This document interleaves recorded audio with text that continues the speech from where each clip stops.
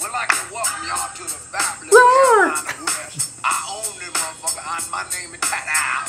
Y'all niggas know who I am. Y'all niggas tan up shit. But we got something old and something new for y'all tonight. This takes me Put back. your hand together for Snoop, Dogg, and Snoop, Dogg. Lion, and the Lion Pound, and the Lion Pack. I'm hunting zebras down like a bad mofo. I think I see a gazelle in them bushes, yo. Whatever. I'm not a good rapper. I still got the biggest mane. Got a tail, sit him up, get him up.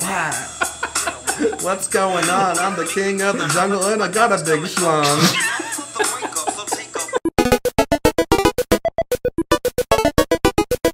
Hello friends, welcome to User Friendly. My name's Roberto Hoyos and I am the founder of Throwboy Pillows, and I'm here with my friend Aaron Elijah. I write for Cult of Mac, and I do another podcast called The Cult Cast. I also own a cool little Seattle indie brand called Might Tees. How's it going? I'm good, man. User Friendly episode 28.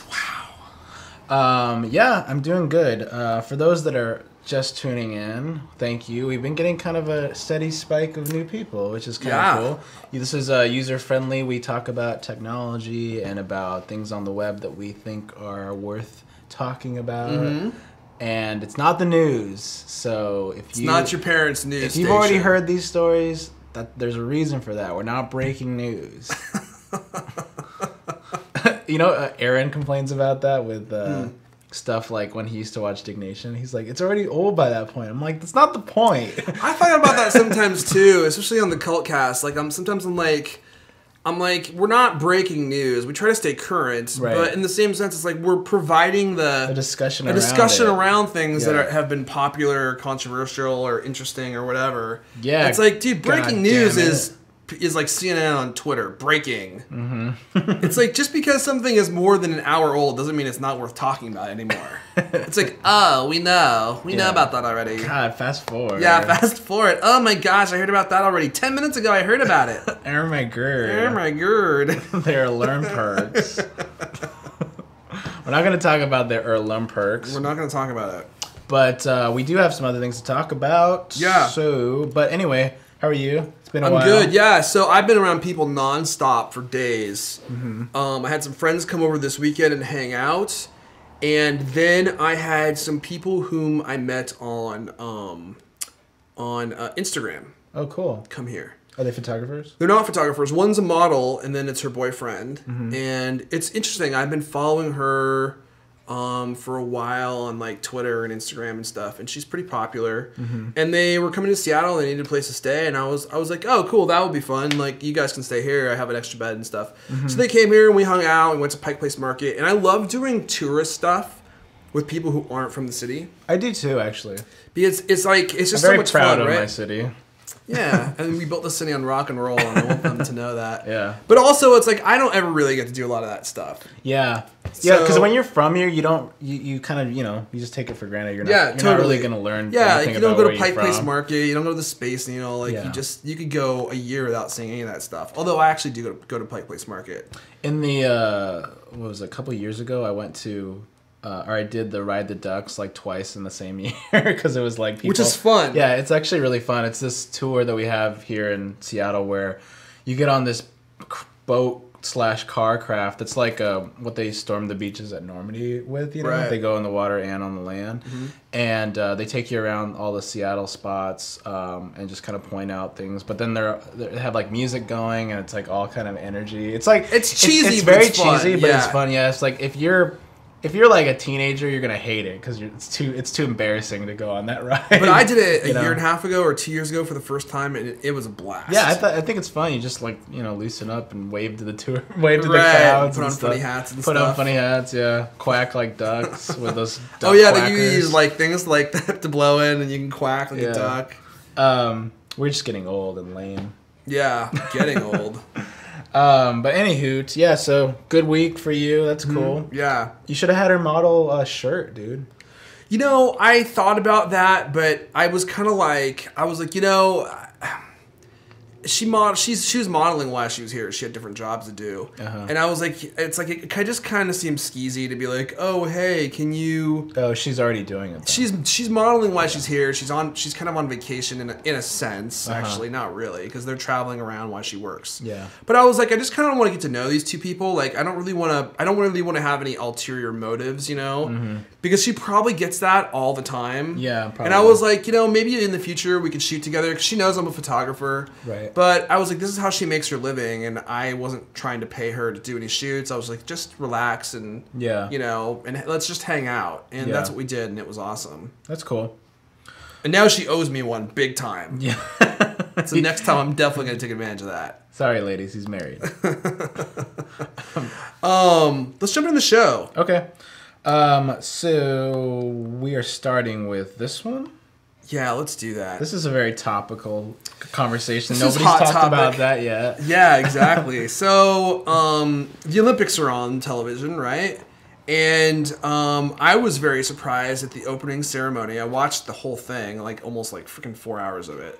I have a TiVo, so I was fast forwarding it through it. But there's a lot of really cool commercials, and one of the things I was shocked by was the new Apple commercials that came on. And they had these new Mac commercials. And I kind of watched it, and I was just like, I'm not really sure how I feel about this. And if you haven't seen them, definitely Google them. There's 3 new ones.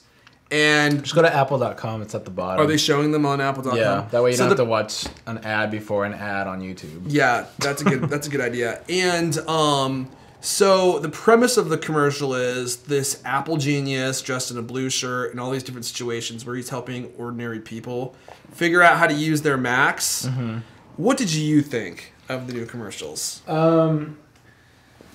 Should we watch one real quick? Yeah, let's watch. Actually, let's watch one. That way I can refresh my memory and we can preface this a lot better. Tell me when to hit the play button. Go for it, Holmes. Hey, you're a genius, right? Yeah. I basically just got a Mac myself. Wait, what do you mean basically? Basically, it looks like a Mac. Great, and it came loaded with all the great apps like iPhoto, iMovie, GarageBand. Not ringing a bell, huh? No. Who sold this to you? He did. Said he's basically an Apple genius. No. So, this is nothing like a Mac. Basically, no. You know, last time when we did a little cutaway where we're filming and we kind of did a Beavis and Butthead style commentary, I couldn't think of anything to say during that because it was just... During that? Yeah. I think to me, because that just pretty so much that sums it up. It's like... It's like it was obviously meant to be funny. Neither of us laughed once. I barely smiled. I mean, what do you think? Did you see the other two? Yeah. Okay. Geez, what are your impressions? I'm trying to remember like what I initially thought. I was just like, wow, it's really.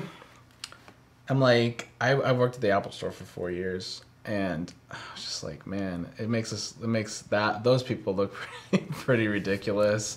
But I was like, it's just talking down to people, you know? It feels like it's just talking down to people that you don't know enough about tech to be able to use a personal computer. Like, it's 2012. Like, are there still that many people that, I don't know. I feel like it's very much, after thinking about it, it's very much not for the Czech crowd at all. It's Apple's new direction of trying to appeal to way more people. You know, they were always kind of for the rest of us, but now they're like really going out there in besides the US, you know, everywhere to try to appeal to a lot of people.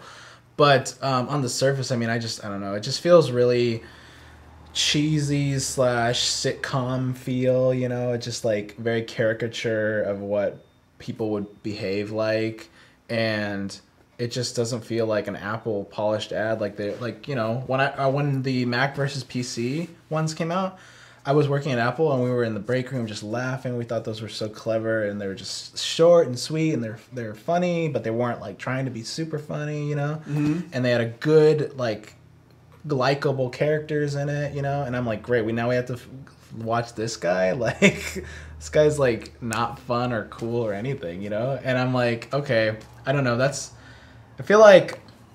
I think that's my personal opinion about it, and I don't know. I probably thought about some more stuff about it. It's been a little while, so I kind of let it go. Well, I'm really disappointed. I know these are just commercials, and some people think they're funny. I get that. I don't think they're funny at all. I think they're a travesty, honestly. Like, I think a lot of things that you said allude to the problems with this ad. You're like you saw the Mac versus PC ads, right? And they were funny, they were clever, they had likable characters. This tries to be funny, it tries to be clever, it tries to have likable characters, but it doesn't succeed in any of those areas. I think the commercial is really poorly cast. Like, when I see this guy act, like he seems to me like he's trying to be Justin Long, but he's not Justin Long, the Mac guy. And so it creates a commercial that feels to me like it could have been made by Dell, it could have been made by Microsoft, it could have been made by Best Buy, which is something a lot of people have said. Yeah. Actually, that's a really good point, because you remember somebody was saying, it feels like a Dell ad. Yeah. It's just kind of like, this computer scenario, like what is it, dude, you're getting a Dell, that kind of thing. Right. And or like the Microsoft ads where they're like we're gonna give this lady $600 and she has to go find a computer in Best Buy, and then she comes out with a Windows computer or whatever. And it feels like that, but it doesn't feel creative at all. I mean, So I had a discussion with Ken Siegel today, and it was interesting. Ken Siegel is Apple's former ad guy. He worked directly with Steve Jobs for many, many, many years, creating all sorts of ad campaigns, including the Think Different ad campaign, and then stuff for the iMac. And he wrote this huge post on his blog. If you go to kensiegel.com, it's SEGALL. Click on the blog link. There's this huge post about everything that's wrong with these ads. And he makes a lot of really great points, but in his comment section, his readers make a lot of great points. Oh, really? And it just feels like a lot of people were really disappointed with these because, for the most part, Apple ads were always like very cool, very creative, very inspirational. Yeah. There have been misses in the past, that's true. But for the most part, especially in recent years, I mean, every commercial they have created has just been like an Uber win. Everyone's like, wow, their advertising is so great. Yeah. And the iPod ones were always my favorite. Like, I love the one where it's the iPod Shuffle, the new clip one. And it would clip on somebody, and then they would like unzip their hoodie, and it would be another person underneath, and then another person, and like they'd take off their shirt. And it was just like, wow, how'd they do that? They always have those kind of cool ads, and they set themselves apart from the rest of the stuff on TV, Like you'll kind of perk your head up and watch their ad instead of just being like, I don't care. And like, they're ads that people like would seek out on Apple's website. Like, and when I was talking to Ken today, he made a great point. He was like, he's like, Apple's always done a really good job at advertising to their core audience, and their core audience, we're the ones that actually like evangelize for their products, right? And we're the ones that are telling our friends and family about it, and that's what's really bringing Apple or other people into the Apple ecosystem, because it's not an ad. People see ads every day. Like, you're not going to advertise to someone and it's not going to convince them to switch to your product in most cases. Yeah. But if I think it's cool and I tell my mom about it, I tell my friends about it, then they might actually want to buy an Apple product, and I could use those ads because they were funny or clever or whatever to bring them into the Apple world. I'm embarrassed of these ads. Like. That's a strong word. I'm not embarrassed, like, oh my gosh, it's embarrassing to be an Apple fan. I'm embarrassed for Apple. Like, this is really bad advertising. And I don't understand what the point is either. Like, this guy's trying to convince some dude in line that he's not really buying a Mac. It's like, do people not know when they're not buying Macs? Does Apple think a major problem for them is people confusing a PC with a Mac? Right. Like, are you accidentally going to buy an Acer and then be like, where's iPhoto? Yeah. I don't like I don't like the name dropping of their applications in their ads. I don't know why. I just don't like that. I feel like even with the early, if you go back to like the early 2000s, they have a lot of ads where they show people making movies on their computers and things like that, when that was a new thing. But now that's like so commonplace, right? Like, making a keynote presentation is not that's not rocket science. Like, people have done that for years. Like, why do you have to drop so and so is making a keynote, let's go help them? It's just like,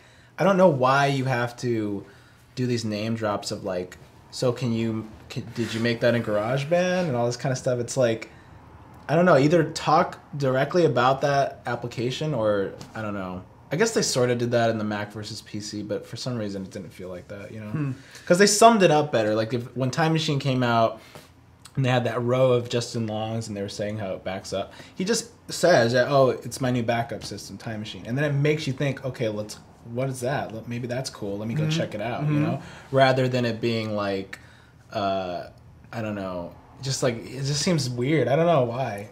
It seems like I get what you're saying. Like it's being too obvious. You know, it's like telling a joke and then telling everyone why the joke is funny. Yeah. Rather than just making a good joke that people have to think for a second and be like, "Well, that was really smart." Yeah, exactly. It's like, it's almost like, do you remember the Truman Show? Yes. And how like when the wife is talking to him and she has to like bring up the cocoa that she's making for him. She's like, I've had other cocos, but this cocoa is the best. Right. And it feels like you're sort of breaking there for a second to talk about something. And that's a lot of advertising. That's, you know, if you watch TV, they do that shit all day. But Apple doesn't do that, you know? And I don't think that they need to do that, you know? I don't think they need to do that either. And look where they've gotten by not doing that, you know? Right, yeah, and by being cool. One of the other ads they did was this same genius. This genius is in all the ads, unfortunately. And he was on an airplane and he's helping people. He's running from person to person, helping them finish these projects.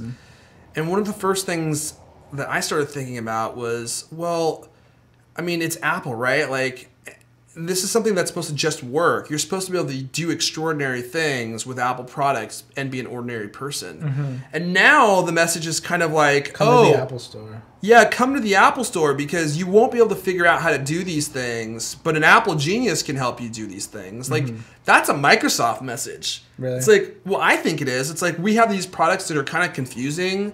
So you may need help, but if you need help, then we'll help you. Rather than Apple's message, which has always been, it just works, right? Like you'll be able to pick it up and you hand a child an iPad and they know how to use it. It's like all of a sudden this is a totally contradictory message. Yeah. I mean, Apple's had, you know, one-to-one training in their stores for a long time. They've had geniuses since the beginning, but I don't know. They've never fully advertised any of that stuff in, I don't think they need to, public though. media. They've only had it in their store. Right. You know, so like when you're buying a computer, somebody will tell you, hey, if you're interested, I know this is a new Mac for you. We also have training if you want it. You know what I mean?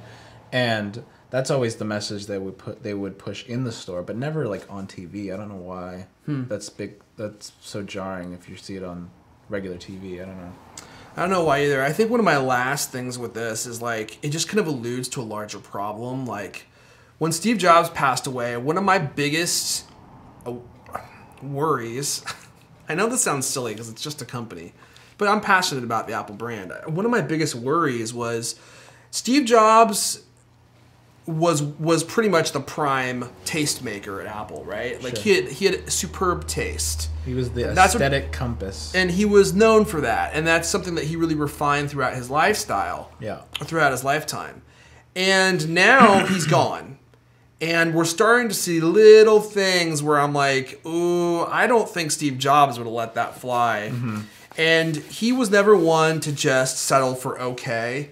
You know, like he wasn't just going to rubber stamp something then move on. Like he wanted it to be great, or he would axe it and it would never see the light of day in most instances. Yeah. And I'm like, who's taking up that role? Because I mean, I know talking to Ken Siegel, like he and Steve Jobs worked very closely for a long time. Like Steve was involved in the process. Yeah. And I'm like, who's involved in that process now? Right. And who's making the decisions for these ads now? Because I didn't like the Siri ads either, like the celebrity Siri ads. Yeah. And those kind of got a lot of flack too, especially the one with Zooey Deschanel, and she was like, "What's the weather like outside?" And she's standing at the window. Yeah. It's like, just move the curtain. Boop. Yeah. There's the weather. Yeah. You know. So, and the one with Samuel L. Jackson, I thought was incredibly corny. Like, he's having a conversation like Siri's girlfriend or something. He's like making jokes and stuff, and I was just like, "This is terrible." Like, this is terrible. And Apple used to have such great ads, especially with the Mac PC ads. Maybe I just hold them at too high a standard. No, I don't think you do, to be honest, because you know, arguably, I was way more of a Mac head a few years ago when I worked there and stuff like that. But I still keep up with the company. And I still love you know, what they do, and they create stuff that inspires you to create better stuff. You know, even simple things that are like a nicely made laptop, you know, can actually make you think about like products that you might make, you know, at least for me, because I make products, right? But so I don't think it's weird to have a passion about a company. And I think if you think that's weird, it's not for you. Then I mean, like, there's people that will rag on you all day or blog posts about why do people give a shit about the Apple ads? They're just ads, or like, yeah, you know, that's true. Like people, screw you guys. I give a crap. Yeah, people are taking them to blah blah blah. It's just like, well, dude, I mean, we pay attention to this kind of stuff. Yeah, and we care about it.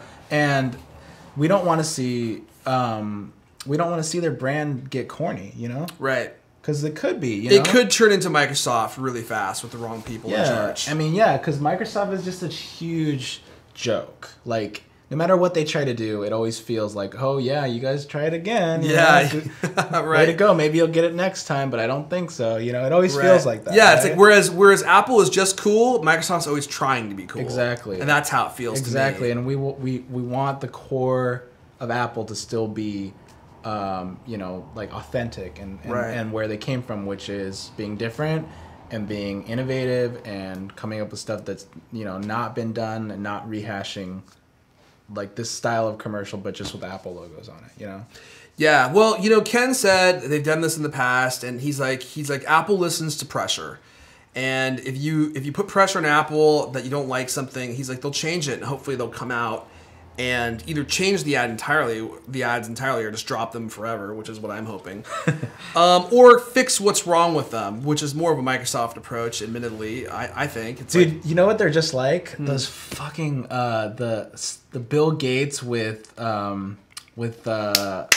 Seinfeld when they got churros. Remember that? I actually thought those were hilarious. I loved those ads. Yeah. Actually, they're probably better than that now that I think about it.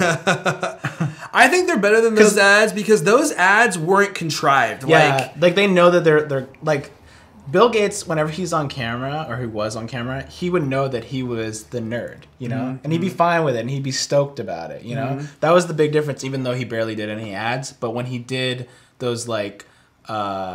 Those videos that they would do for their public meetings and stuff like that, those are actually really funny because he's just embracing like an exaggerated version of himself, you know?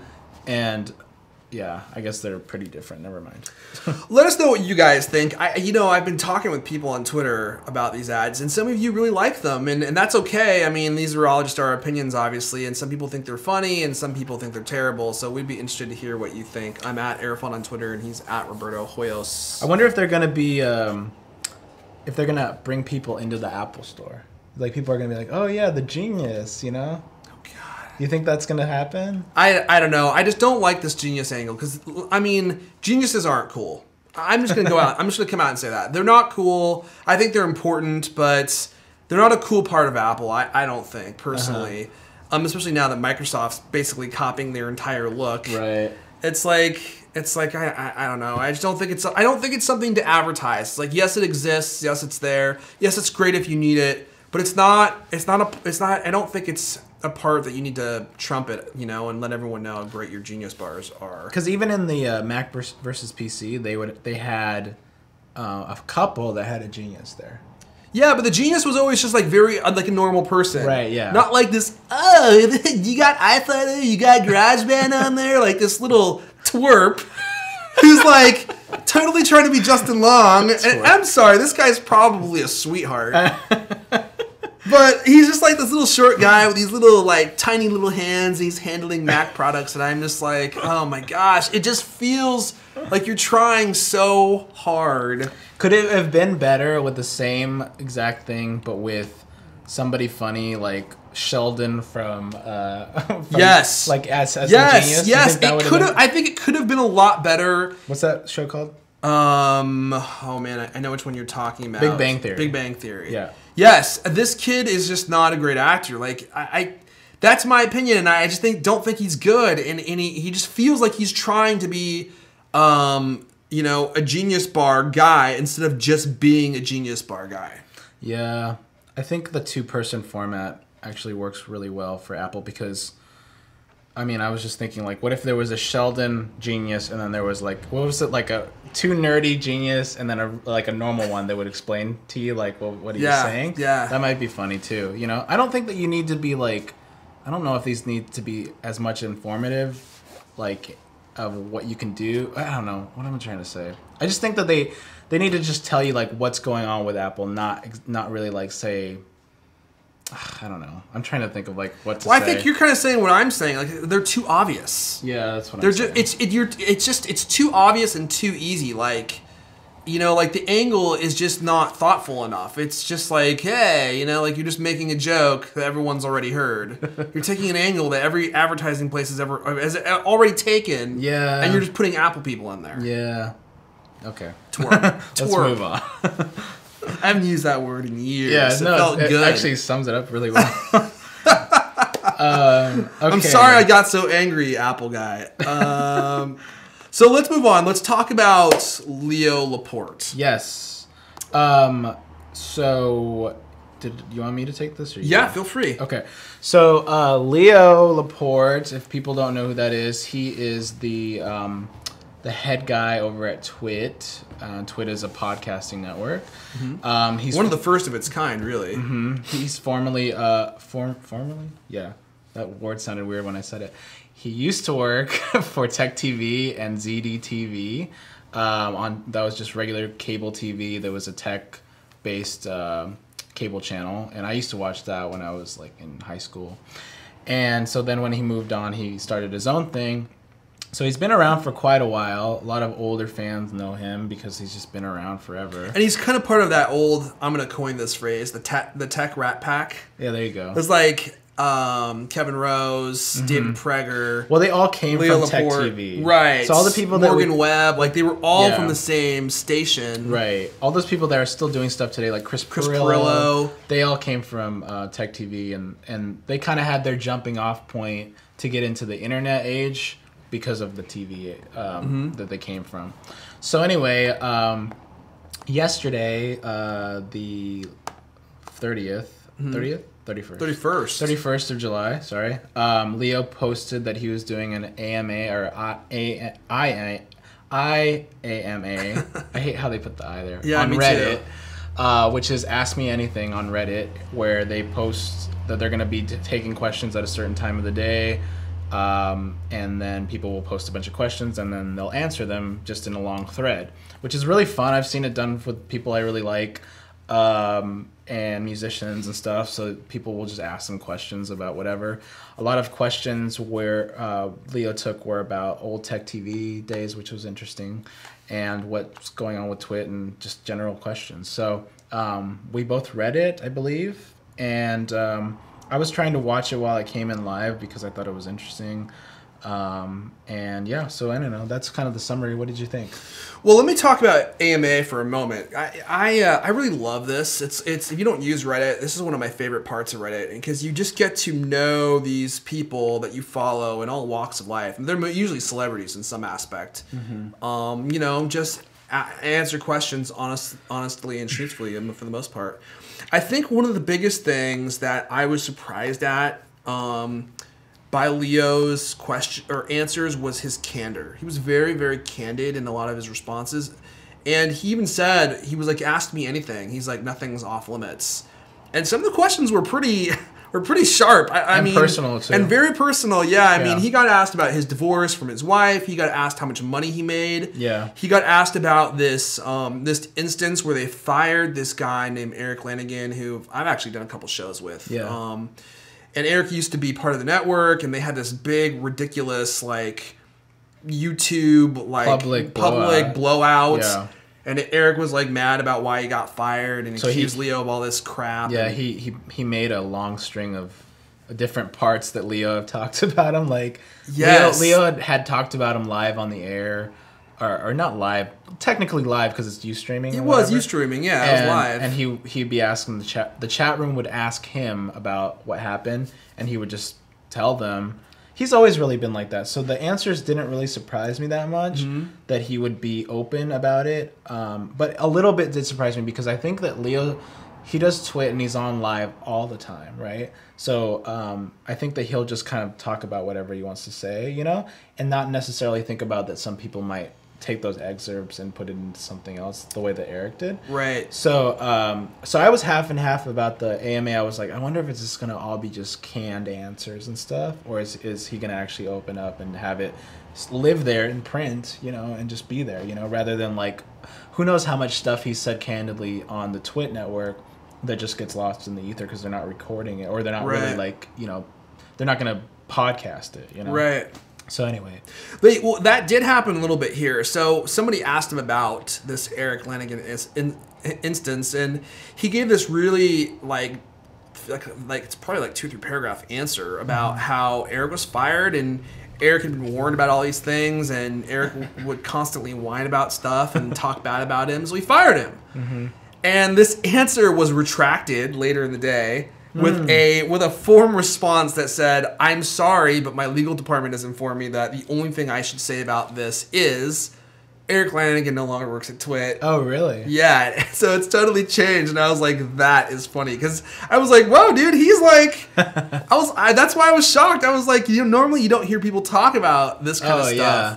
But I thought even more interesting was somebody asked him how much money he made, and he answered. Did you see that part? I think so. So he said last year. So the TWiT network is really the first of its kind. I mean, it's a modern day media company, and first of all, he said they had 25 shows, and I was shocked. I was like, 25 shows? I only thought he had like 10. And he said they made $3.75 million last year, and they're on track to make $4 million this year. But he said most of that money actually gets reinvested back into the network. Where he really makes his money is he has a syndicated radio show called The Tech Guy. Have you ever heard of it? Yeah. I've never heard it, and they pay him $350,000 a year to do that show. That's insane. And he's like, but I'm going to be making even more next year because we just renegotiated the contract. And now we're allowed to have advertisements, our own advertisements on this syndicated show. Oh, wow. So he's like, I'm going to be making 3 to 4 times that money. Wow. So he's making all of his personal income from doing The Tech Guy. So where have you heard it? You just subscribe to it? I mean, my brother liked that show for a while. I've caught it live a couple times when I've been in the Bay Area, because it's broadcasted in the California area. Oh, it is. He does it out of his TWiT studio, but it just goes out syndicated, you know. It's a very, you know... Is it a daily show? I think it runs... Yeah, I think it runs on weekdays in the afternoon or something like that. And it's... I don't know, did you ever listen to Kim Commando?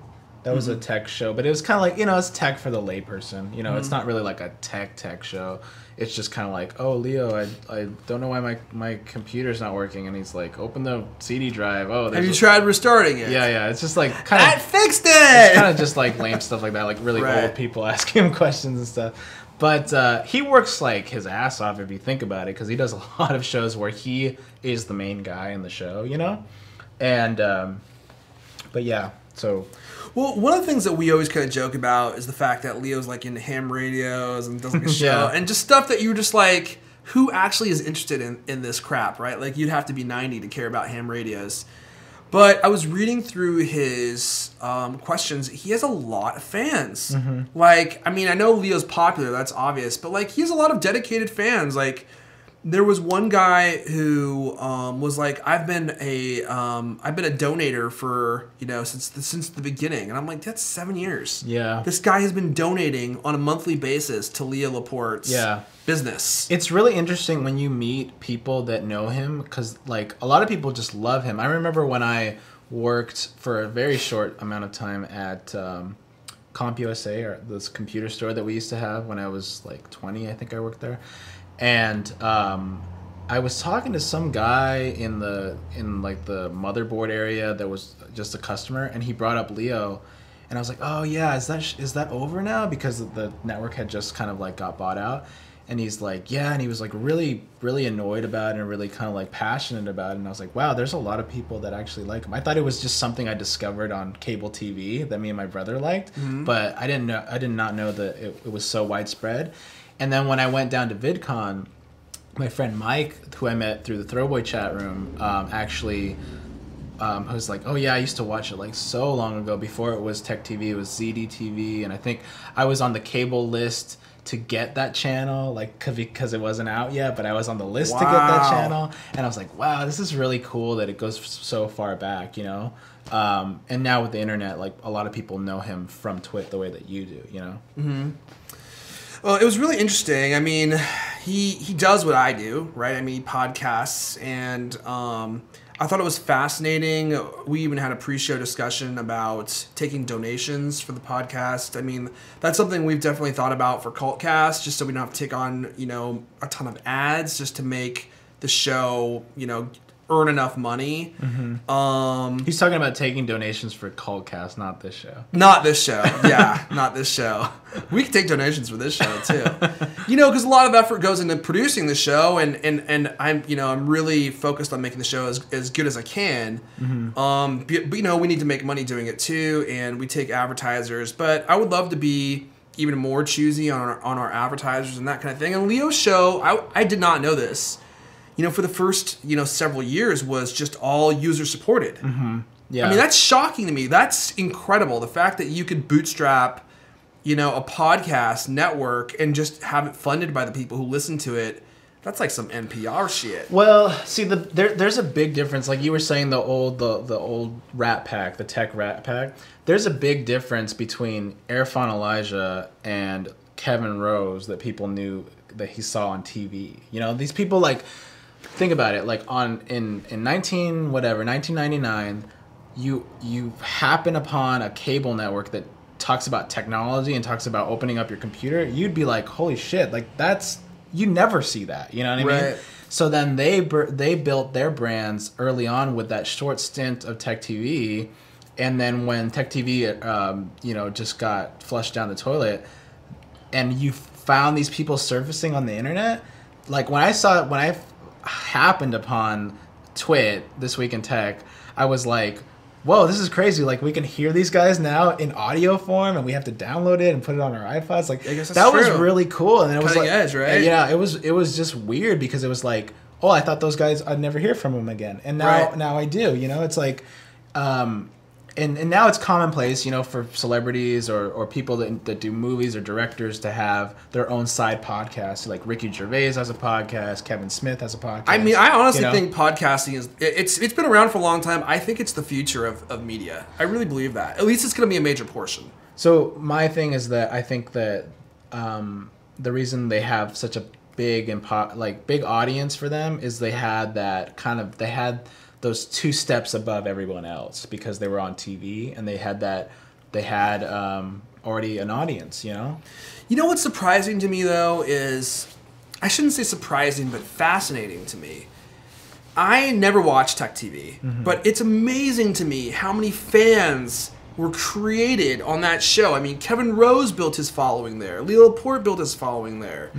Morgan Webb built her following there. Chris Pirillo built his following there. And I'm like, dude... How many people watch this show? And they were loyal fans. Like, to leave a show like that and go do your own thing and have people who are so into what you're doing, you know, come with you in that journey. Well, it's pretty amazing, I think. I think that a lot of people that were dedicated Tech TV fans, including myself, were pissed off about what happened because they basically got bought out by G4 or Comcast G4, whatever it was called. And then they fired all of the old people and tried to make it this cool hip station. So they kept Kevin on, and then they got Alex, and that's how Alex Kevin Rose. Oh, he's and Pereira later. But yeah, so they were on at the same time. Yeah, really, I didn't even know that. And so everybody that was into Tech TV, because it felt like they were like you know, like that's how I felt. I was like, well, they're like us, you know, they like the same stuff we do. They don't care that the rest of the world still thinks that computers are nerdy and stupid, you know. They're showing you cool things to do with your computer, and it was very casual. Like you could hear like people in the audience they say stuff, like it was very like cool.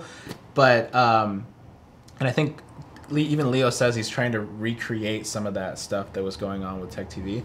So it doesn't surprise me that Leo and Perillo and a lot of these people brought along their audiences because they had built that relationship with them, and it was just sad to see them go in such a like in such a unfair way. You know, it wasn't like Leo was just like, I'm sick of this, I'm gonna get out of here and do my own thing. You know, that's what most people would do today, is be like, you know what, I'm gonna start my own brand based on what I just built. It was like, no, you're getting kicked out because you're too old for us, you know? Wow. Yeah, that's true. And a lot of older guys, I think, would just kind of like throw their hands up. Yeah, and I think that's probably where a lot of his early support came from, was like the people that listened to him or watched him every day, and then all of a sudden it was like, he's got to be gone. He's got to be close to 60 now, if not 60 or older. Yeah, he's about that. Yeah. Wow. Let me ask you this: who's your other do you have another favorite personality on the TWiT network besides Leo Laporte? It's a really good question, because I've often thought about this. Nobody comes to mind, to be honest. Somebody asked Leo in the AMA about who his what his favorite show is, and he talked about this show by Ayaz Akhtar. Sorry, Akbar is our guy. Yeah. And he was like, I'm really into that show, and we've had a really big response to it. I don't know who that is. I've never seen any of his shows. I think I've met him a couple times at CES, but only chatted for like seconds at a time. Mm-hmm. That's kind of my wonder, is like, Leo Laporte is one of those personalities, Right. like yours truly. Yeah. That's just so popular. Yeah. You know, just like, No, I agree. you have that personality, and I'm talking about Leo, where Right. people like you. He's very charming, and people like to watch him. But like, once he's gone, it's like if your favorite band, you know, retired their lead singer. Yeah. It's like, can the band survive after that? Yeah, I think that's true too. That's one thing I worry about too, because he's often talked about, you know, I want to have so and so kind of be my successor and whatever. And like, nobody on that show, on that network, I can think of it where I'm like, oh yeah, I really want to watch that show. Like, nothing really stands out to me. All the shows that I listen to or watch have him in it. I don't know. Sometimes I don't think even some of the shows that he does are as good as they used to be, but I think that they rely heavily on him and the chat room to be like a decent show, you know? And we've talked about this kind of stuff. Like, some of those people are just like they're tech TV refugees, you know? And they're sort of like the old guard, man. It's like, let's see some new people, you know? Yeah. And let's see, I'm saying, like, let's see some new people that are not just tech heads that that are good at talking about specs and stuff. Like, let's get some cool younger personalities like Irfan on here, you know what I mean? Yeah. Like, that's what I'm thinking. Like, I think that when we do our show, not to like toot our own horn, but we just try to be just normal, and we know about tech, you know what I mean? Well, I think that is the new nerd. Like, I think like predicating your show upon the notion that nerd is still this underground thing. It's not. Like, you know, 10-year-olds know how to use computers. Right. You know, 8-year-olds are using iPads. Like, And they grew up on the internet. Exactly. Like, Star Wars is weaved into our culture now. Like, you're not unique if you like Star Wars. You're not unique if you like computers. It's like, let's just show normal, everyday, cool people doing stuff with technology rather than have it be like nerd hype and saying things like interwebs and like YouTubes and pluralizing all those stupid words that everyone always pluralizes. I'm sorry if I just turned you off, but I can't stand that. And let's just have it be normal, but let's just have like a good time with technology. Yeah. But like, have cool people on the show. And that was the cool part about Tech TV, is like they weren't trying super hard to be your best friend, you know what I mean? And I think that some people, like you're saying, which is a podcast we probably shouldn't name, they're trying to do that. Podcast that shall not be named. Yeah, they're probably doing that. And it's not anyone on TWiT, but I think TWiT suffers from being just a little bit, sometimes a little too niche for my taste, because some of the stuff sometimes it is uber niche. I'm just like, I don't want to watch that. And sometimes it's just like, why is that person on camera? Like, maybe audio, but why in the hell are they hosting a show? They have zero presence, you know? Yeah. And that's the part that I don't like. And I'm like, I hope it's not Leo trying to be like, well, no one should be cooler than I am, you know? Right. And that's something that he's definitely, you know, had people talk about before, is like, Leo doesn't like to have competition on the show. And I don't know if that's true or not, but like, it would definitely be hard, like, as if it was your baby and you've grown it from nothing, to relinquish control of that thing. And that's something I've actually heard talked about in regards to the business in general. Like, it's always hardest to pass for the founders in the first generation to pass the business to the second generation. After that, it gets much easier because it's like their thing that they built, right? Exactly. Yeah. I mean, one thing I don't like about some comments I've heard on Leo's show is they said at one point when they were talking about Dig's demise, they were talking about how Dig Nation was a show they never really wanted to be associated with because that was like the bro crowd. And I was like, just because you're younger than them, just because they're younger than you and they know about tech and this is how they speak and stuff like that, you shouldn't like basically come off as saying only the older, more serious people can talk about tech, It's absurd. And it just felt bad. Yeah. I was just like, you guys are giving off, I don't know if that's what they meant, and I feel like that's what they meant. I'm trying to be nice about it, but like, it just felt like, dude, like, it's not your thing. It's not only your personal thing where you can talk about tech in an intelligent way and only you guys can talk about tech. And just because somebody's drinking on their show means they're stupid. You know what I mean? Right. It's like I think that's the problem with some of the shows. They want to come across sometimes as too professional, like a news show or something, and it's just like, well, you're not the news, so I don't know where you fall in. Yeah, I mean, I couldn't agree more, and that's the angle that I know we take with this show. That's the angle we take with the Cult Cast. It's like the show needs to be fun and entertaining. Like, we want to have fun on the show because we know if we're having fun with the technology, with the discussions, our listeners will have fun, and that's what we want it to be. It's like it should be informative, but it should first and foremost be fun, right? Because otherwise, it's like, what the hell? If I want to read about CPU tech, I can go to Anon Tech and read about some guy dryly describing the manufacturing processes of semiconductors. It's like, I don't think that is the interesting part of tech anymore. Right. Yeah, that's totally how I feel about it too, man. Because there are a lot of people that have like YouTube channels where that's all they do is basically just read off tech specs. I'm going to unbox this CPU, and then I'm going to count the pins. Yeah. 1, 2. Fast forward 3 minutes. 1,000. Yeah, and you don't see their face. It's just some guy with gnarly fingers, monkey handling some CPU.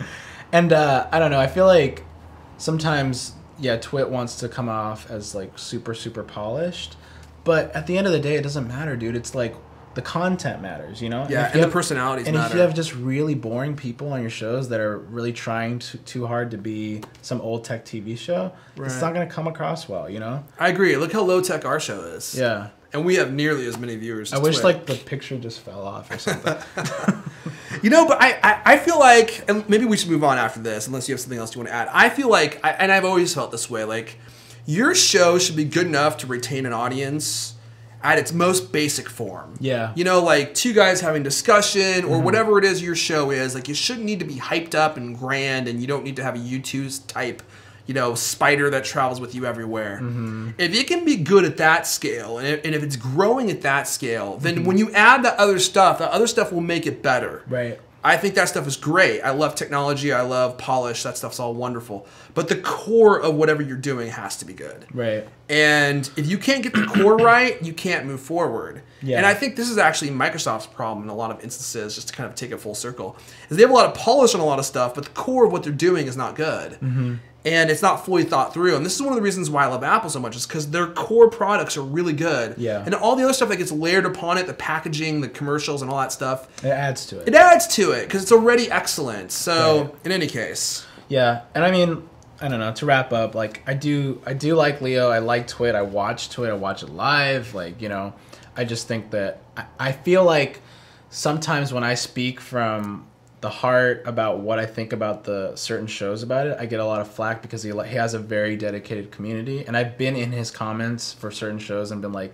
this one's not so good, and told him why, and I feel like I get a lot of shit for that. But it's like, dude, no, I've been a fan of this guy for a long time. The reason I even bother to write a comment is because I think that they could go better with this, you know what I mean? And I feel like that can get kind of misconstrued, but I'm not talking shit. I'm trying to say that I think that you're such a hater. He's good, and I think that they could do better. That's all. Find some cool people. We'll be on TWiT. Yes, I'm sure at some point. Let's move on.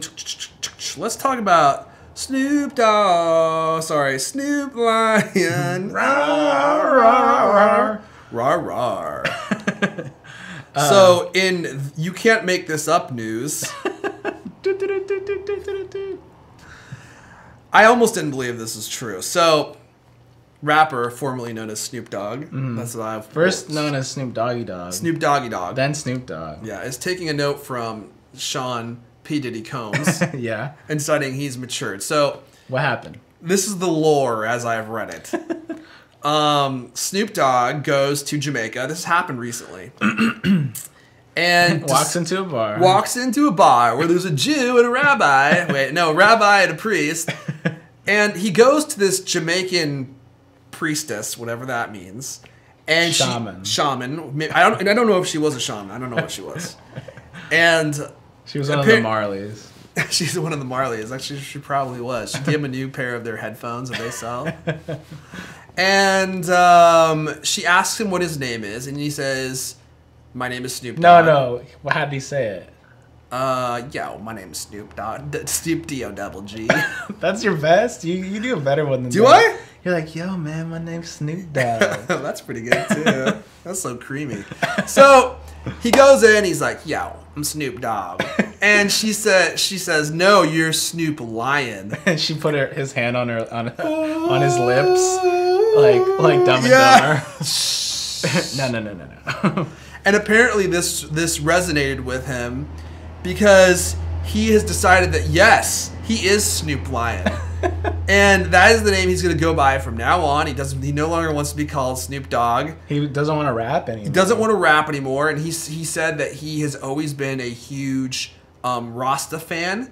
So he wants to make... Yeah, so like reggae stuff. So his next album should be a reggae album because rapping has become too easy for him because he doesn't want to be arrogant, but he's done it all. Yeah. And he's just that good now that he doesn't need to rap any longer. He is a great rapper. Yeah. And I know you and I grew up with his Doggy Style album, which is now going to be called Lion Style. There's going to be sheep and zebras running away from the headline of the jungle. And this reminds me of when have you ever seen Being John Malkovich? No. There's a scene in Being John Malkovich where which is a movie where John Malkovich tells the world he no longer wants to act, he wants to be a puppeteer. And everyone's like, do you want to do what? And then he does it and he's actually amazing. But this reminds me of that. What do you think Dr. Dre would say to his old pal Snoopy Dogg? Dr. Dre wouldn't get out of the gym for this. He wouldn't even sit down as Dr. Pepper for this. Have you seen Dre lately? No. He's like jacked, dude. Is he really? Yeah, look, it's ridiculous. Hold on. Load up that camera. Has he been working out with Dave Chappelle? Oh, I don't know, but Dave Chappelle's cut like you wouldn't believe. Oh no, this is like crazy town. Look at that. Dude, can you turn the screen towards He me? looks like Jax from Mortal Kombat. D-O-double-O-M-G. Are you looking at it? Yeah, dude. Look at that face he's making, dude. That's the face when he's lifting a set. Dude, he's gone straight up Suge Knight. Yeah. Wow. Isn't that weird? Yeah. Doctors in the hizzy. Yeah, like his whole like last video, he's just like working out and like lifting weights and stuff. It's so funny. I hope we don't see him on some cheesy like exercise equipment video, like infomercial anytime soon. It's really funny because he used to be like a fat kid, and now he's like But anyway, it's so interesting that so many of these rappers who are like hardcore gangster rappers, like Eazy-E's the only one that lived the cred and died the cred. All the rest of them are all like rich and live comfortable lives now. What are you gonna do, dude? Ice Cube's on a television show. Ice-T works for TBS. No, wait, the other way around. Yeah, you're not gonna live in the ghetto still. Are you kidding? I know. It goes to show. More money, more jacked problems. like a mother. If you were like with your Bentley and you were in fucking South Central, you'd get freaking jacked. Read so my lips. hard. In 15 years, Lil Wayne, Yeah. he's gonna have his own like George Foreman type grill that he's selling on infomercials. That's a good prediction. Yo, it's the Lil Grill. Yeah, that's actually a very good prediction. Now the Lil Fat. I don't know. It's just like silly news to me. Like I saw it and I was just like, really? That's funny, but I don't know. I mean, all I can say is I'm a Snoop Dogg fan from when I was a kid. Snoop Dogg OG. Snoop Doggy Dogg, and what else? I have a TomTom GPS that has his voice in it, which is really cool. Yeah. When you get to your destination, he goes, "You have reached your destination. Thanks for the ride, man. I had the time of my life." Ooh wee. Ooh wee. Snoop Lion, 2012. And I mean, I don't know. Rappers do this a lot, where they kind of like build this hype, like I'm retiring, and they want to get a lot of people around them for that. Sports stars do that too. Like, remember when Michael Jordan went to baseball, and all that. Yeah, but saying I'm Michael Jordan going to baseball is different than I'm changing my brand that I've built for the last 30 years. You should now call me Snoop Gazelle. It's like, no one's gonna do that. Well, okay, so what do you think? I just think it's ridiculous. Like it just goes to show that you cannot smoke weed for 30 years and keep your mind straight. You can't do it, especially not the herbs that Snoop is smoking.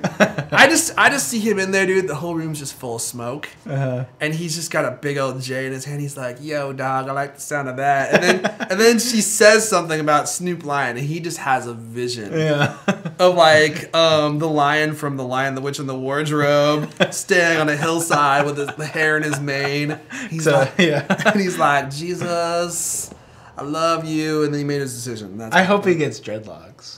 Oh, me too. Right? He could easily do that. He has a big dread mane. He's had long hair forever, so. Has he? Ever since the beginning, yeah. I guess that's true. It's always been in braids and stuff. Mm-hmm. Oh, yeah. That would be so good. I hope he does that too. Yeah, no, Snoop is done. He's definitely like, I mean, you're right. It is kind of like going to be a weird thing for his brand because, I mean, think about it. Like, not many other rappers can have kept his longevity like how he did, how he has done.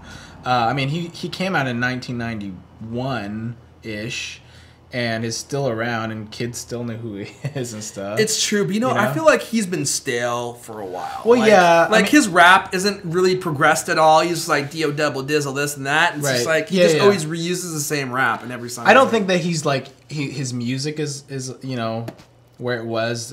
There's no way it could be, right? It was a time period, it was a time period of like a new form of rap, right? But I still think it's kind of cool that he can still keep his brand out there without being like really dumb about it. Like some other people like can only do reality shows and shit like that, like Snoop, or you gotta be on TBS. Yeah, I mean Snoop did a reality show. Ice Cube's on TBS now, isn't he? Yeah. Where he's doing like black comedies and stuff. I think so. Ice Cube has kind of gotten like really soft. He's gotten super soft. There's a picture that I saw of him as like Ice Cube from the 90s. He's looking all hard. And then like Ice Cube today, and he's like in a movie with his kids, like dogs in the back. It's like, dude.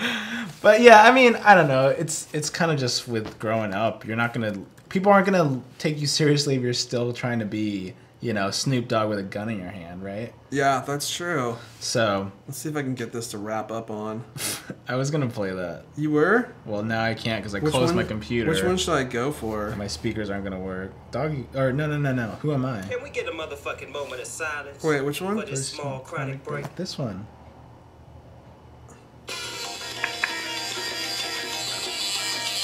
Busted Air Fonz. Dude, so now he's gonna redo the lion. He's gonna redo this video where he morphs into a lion. Yeah, that's right. That's right. Snoop Lion. Oh, the mane. From the depths of the sea. You mean from the depths of the jungle? So, R.I.P. Snoop Lion. Snoop Dogg. Is that all we got to say? That's it. Hey, dude, if I wanted to learn more about your tweets on the internet, where would I go to do that? You go to twitter.com/Roberto Hoyos, ROBERTOHOYOS. That has my Twitter. What about you? I'm at Airphone on Twitter, ERFON. And if you're interested in Mike Tees, MIGHTTEES, and MikeTees.com. So, follow us on, this is really distracting. Subscribe to us on what's it called? iTunes. iTunes, yeah. And we're also youtube.com/user-friendly show. Thanks for watching, It's just guys. so catchy, yeah. I know, it really is. And, we will catch you guys next time. What would a gangster say? I don't know. I'm too distracted now. Alright, peace out. Robbing motherfuckers when I kill them blood clots. That's what a gangster would blood say. clots, yeah.